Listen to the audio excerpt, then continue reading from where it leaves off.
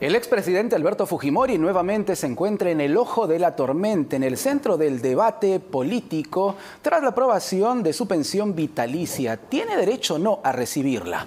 Vamos a analizarlo hoy aquí en Las Cosas Como Son. Soy Jorge Rodríguez, te acompaño en esta edición del programa. Y sí, ya está con nosotros el doctor Antonio Maldonado, ex procurador ad hoc del caso Fujimori Montesinos. Doctor Maldonado, bienvenido a RPP. Buenas noches, gracias por su amable invitación, señor Rodríguez. Gracias, doctor Maldonado. Primero, legalmente, ¿el expresidente Alberto Fujimori tiene derecho o no a recibir una pensión vitalicia considerando el escenario en el que salió de la presidencia de la República? Sí, mire, hay una norma que regula, por lo menos es lo que se conoce hasta el momento, esta situación, que es la ley 26.519, que fue irónicamente promulgada durante el gobierno del señor Fujimori, que establece dos reglas. La primera, que la pensión se puede otorgar siempre y cuando la persona, el expresidente quiero decir, haya ejercido su presidencia, su mandato en forma constitucional, es decir, se refiere a un expresidente constitucional, ergo un presidente que se hubiera comportado de acuerdo a los cánones democráticos. Y la segunda regla establece la posibilidad de la pensión siempre y cuando no hubiera sido condenado en primera instancia.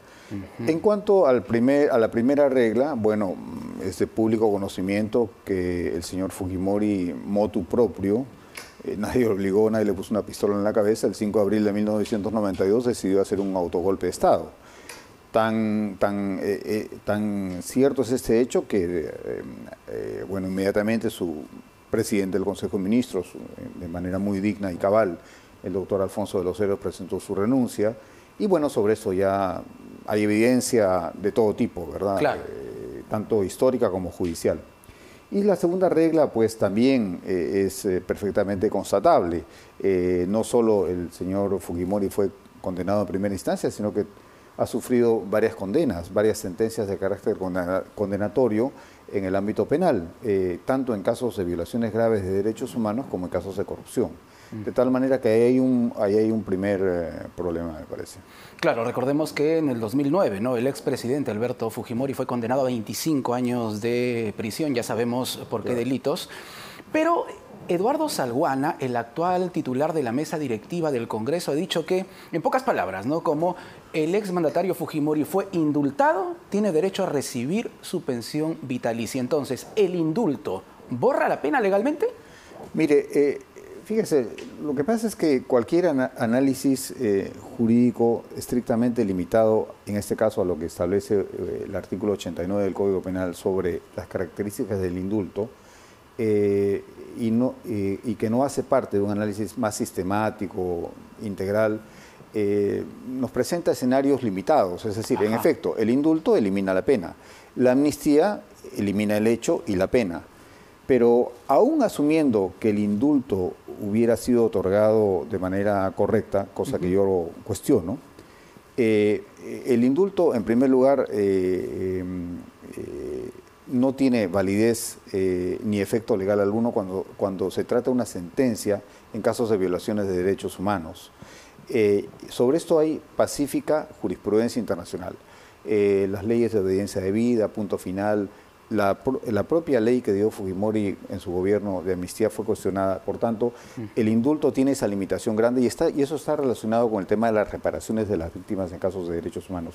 De tal manera que me parece que, aún asumiendo que el indulto, decíamos, es legal y tiene o puede tener efectos favorables al expresidente, al señor Fujimori, yo creo que hay cuestionamientos también que no solo se limitan al ámbito judicial, sino también de otra naturaleza. Es decir, ¿qué tipo de paradigma republicano queremos construir dándole una pensión vitalicia a una persona que organizó una maquinaria de poder criminal dentro del Estado, que perpetró graves delitos, que básicamente recurrió a cualquier medio para lograr sus fines? De eso no se trata una república y menos un Estado de Derecho.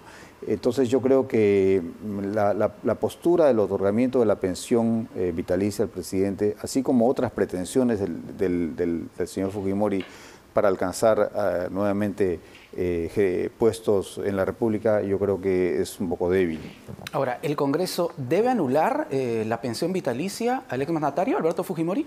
Mire, la verdad es que la decisión adoptada por el Departamento de Recursos Humanos del Congreso es una decisión que carece de toda coherencia lógica. Es una decisión administrativa que hace agua por todo lado. Para usted, entonces, Alberto Fujimori no debe percibir esa pensión vitalicia. Desde mi punto de vista, no. Y fíjese, yo creo que dado que el Congreso, a pesar de que el presidente actual del Congreso ha actuado como Poncio Pilatos, ha tratado de alejarse de esta decisión administrativa diciendo que él no tiene responsabilidad alguna, yo creo que dado que el Congreso ha permitido este entuerto, pues debe desfacer el entuerto y debe resolverlo. Ahora, llama la atención lo que usted menciona, doctor Maldonado. Claro, Eduardo Salguana, actual titular de la mesa directiva del Congreso, presidente, ¿no?, de la mesa directiva del Congreso, claro, dice que Alejandro Soto, su antecesor, fue quien encaminó, ¿no?, la aprobación de esta pensión vitalicia. Pero Alejandro Soto ha dicho que no, los dos están lavando las manos de una u otra manera. Sí, mire, eso es lo más deleznable, ¿no? Es lo más deleznable porque, en fin de cuentas, yo creo que hay que asumir con transparencia y con valentía las decisiones que uno toma.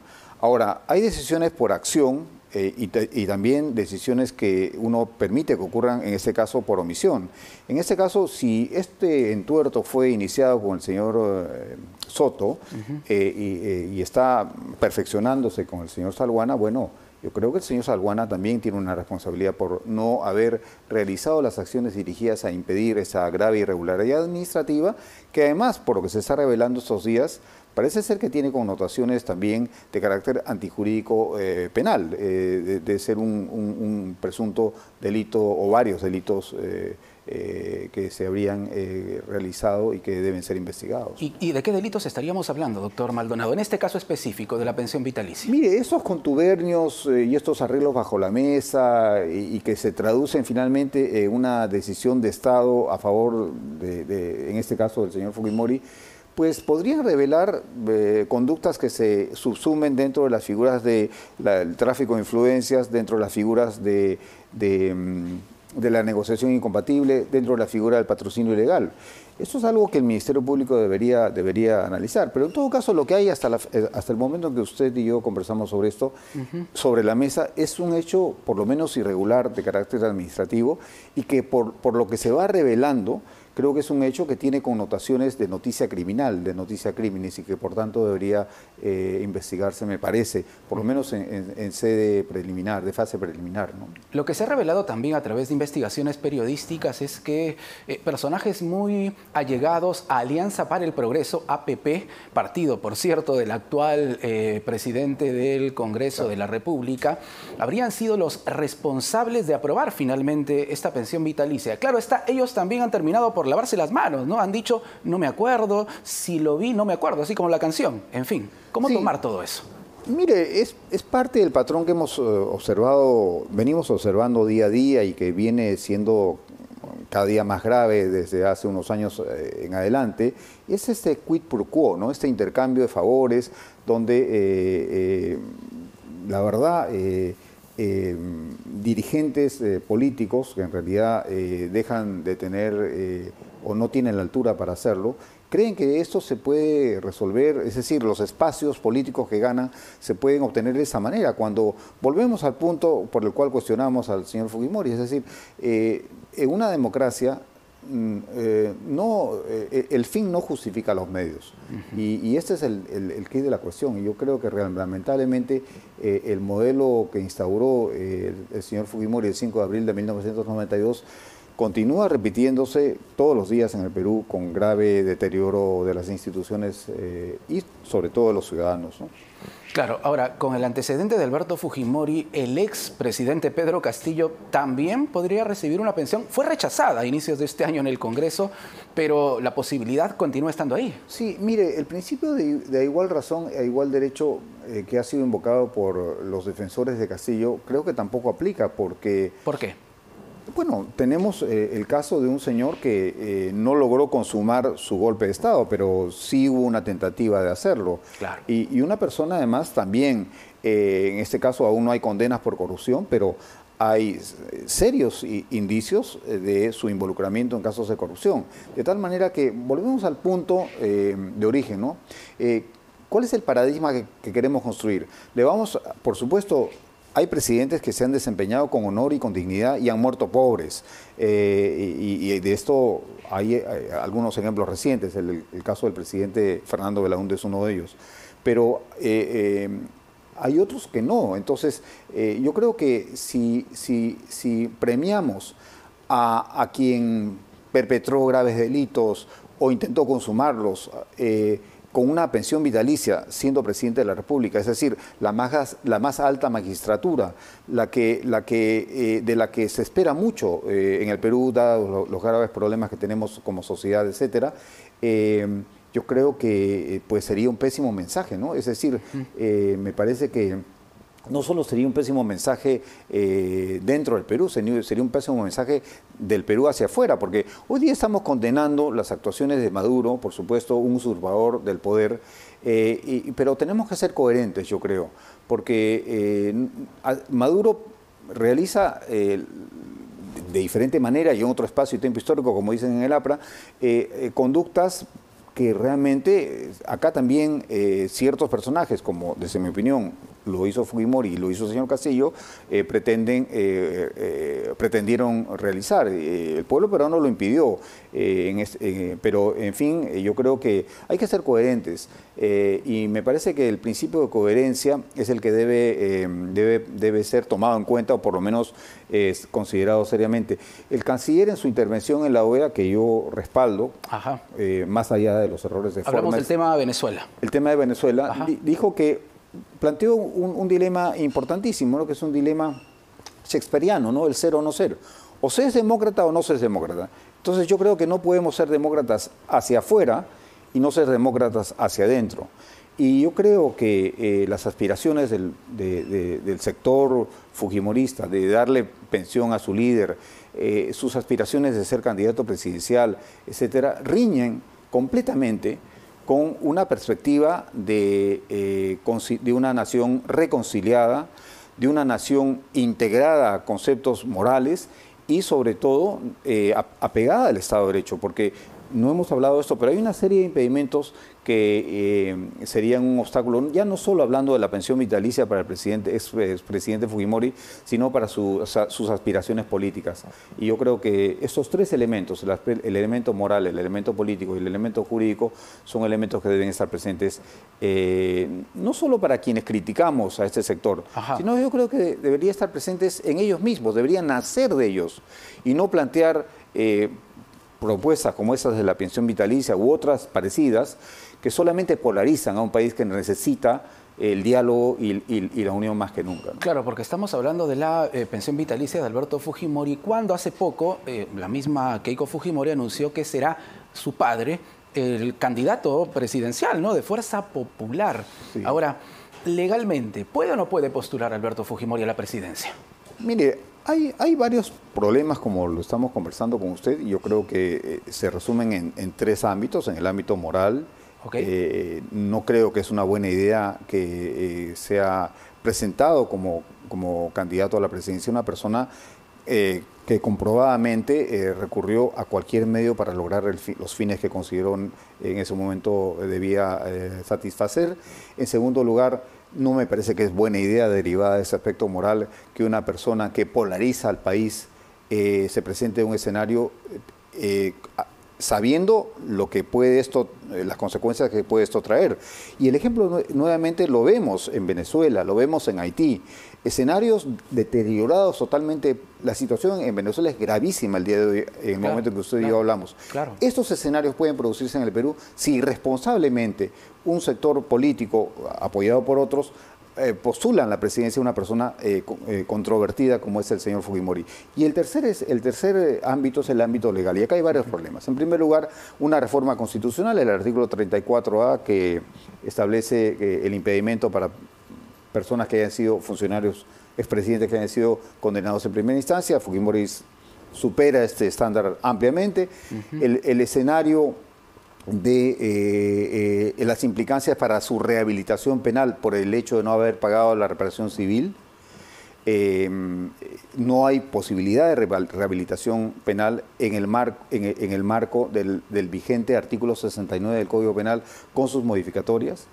Y adicionalmente, como si esto fuera poco, hay una norma en el Código, en la Ley Orgánica de Justicia Electoral, en la Ley Orgánica Electoral, el artículo también modificado 107J, que establece que no pueden postular las personas que hubieran sido condenadas aun cuando hubieran sido rehabilitadas.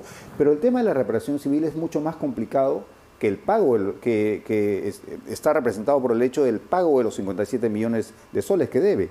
Y es porque, nuevamente, una dimensión exclusivamente tradicional enfocada en lo penal obvia aspectos mucho más complejos de la reparación, civil, claro, que vienen de las sentencias condenatorias de la Corte Interamericana de Derechos Humanos contra el Estado peruano, donde el concepto es mucho más amplio.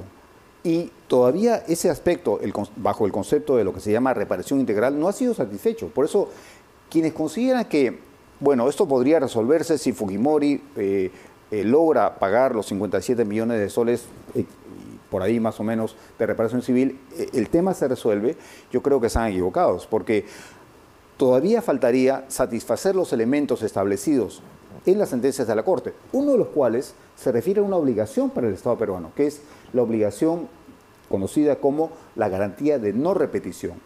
Y todo esto que se hace, la pensión vitalicia a favor de Fujimori, su postulación, eventual postulación a la presidencia de la República, la reforma, la contrarreforma a la ley sobre el principio de imprescriptibilidad de crímenes de lesa humanidad, etcétera, solo hacen apuntar que el Estado peruano está lejos, pero muy lejos, de satisfacer la garantía de no repetición. Y esto hace mucho más complejo el tema de la reparación, mucho más complejo que el pago de los 57 millones de soles de los que estamos refiriendo. Para finalizar, doctor Maldonado, en el Congreso se han presentado hasta 12 proyectos de ley para regular el tema de la pensión vitalicia. No hablemos solo de Fujimori o de Castillo. Sin embargo, estos proyectos no han avanzado. ¿Qué debería cambiar en cuanto a la pensión vitalicia para los expresidentes? Mire, cualquier regulación normativa desde el Congreso de la pensión vitalicia para los expresidentes, derecho que yo apoyo, que yo considero que sí corresponde, porque hay presidentes, reitero, que han servido al país con honor. Y todavía tenemos la esperanza de que, más allá de lamentables ejemplos de presidentes que han traicionado la integridad del Estado, sigan existiendo presidentes que servirán al país con honor, hombres o mujeres. Pero más allá de eso, yo creo que esta regulación debería ser hecha con un enfoque integral, porque esta ley 26.519 finalmente fue promulgada en un contexto de dictadura, no toma los elementos que aportan el contexto histórico desde la recuperación de la democracia a la fecha. Fue promulgada por el mismo expresidente Alberto Fujimori, paradójicamente. Exactamente, pero como digo, en un contexto político no democrático. Por lo tanto, desde la recuperación de la democracia hay, creo yo, muchas lecciones que incorporar a una ley de esa naturaleza. En principio, que establezca un estándar mínimo, es decir, no pueden ser beneficiados por una pensión vitalicia quienes hayan sido protagonistas o intentado golpes de Estado, quienes hayan sido condenados por violaciones de derechos humanos, por graves casos de corrupción, etcétera. Con lo cual, la lista de los nombres que estarían impedidos de recibir esta pensión, pues ya la conocemos, pues fácil de deducirla, ¿no? Muy bien, doctor Maldonado, muchísimas gracias por estar con nosotros. Con mucho gusto. El doctor Antonio Maldonado, ex procurador ad hoc del caso Fujimori Montesinos, aquí en Las Cosas Como Son. Volvemos para analizar por qué que los peruanos se están alejando de la política. Un último trabajo estadístico señala que al menos el 70% de peruanos a nivel nacional no quiere saber nada de política, y esto en un año ya preelectoral. ¿Qué está pasando? Lo analizaremos con el doctor Víctor Andrés García Belaúnde, ex parlamentario. Todo eso y más aquí en Las Cosas Como Son.